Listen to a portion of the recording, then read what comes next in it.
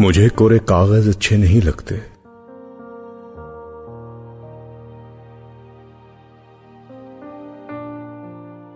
मुझे कोरे कागज अच्छे नहीं लगते, मैं इसीलिए इन्हें बाजार से खरीद लाता हूं। इनके सफेद रंग पे जब भूरी रंगत वाली पेंसिल लफ्जों की नक्श निगारी करती है तो मुझे महसूस होता है जैसे कोरे कागज मुझे मुस्कुरा कर देख रहे हों। इन लफ्जों के आ जाने से जैसे कोरे कागज को अपना कबीला मिल गया हो।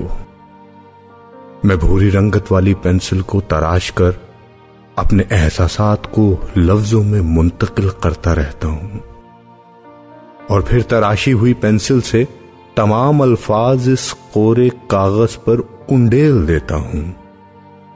मेरी तलखी, मोहब्बत, उदासी, खुशी, इन तमाम को ये कागज बर्दाश्त करते हैं।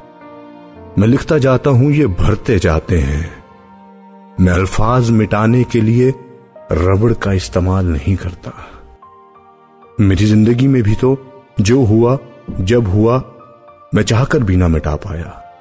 मैं बस लिखता रहता हूं और ये कागज मेरे अधूरे लफ्जों को सहते रहते हैं। जब कोरा कागज भूरी पेंसिल की स्याही से भर जाता है तो मुझे ये कोरा कागज हैरान कर देता है। लफ्जों की नक्श निगारी में ये अल्फाज कब एक मानूस सा चेहरा बन जाते हैं खबर ही नहीं होती। ये अल्फाज मिलकर एक अधूरा चेहरा बनाते हैं, उधेड़ सा चेहरा, नामुकम्मल सा चेहरा, अल्फाज की छुरियों से भरा चेहरा, थका हुआ चेहरा, डरा हुआ चेहरा। जब गौर करता हूं तो चेहरा देखा भाला लगता है।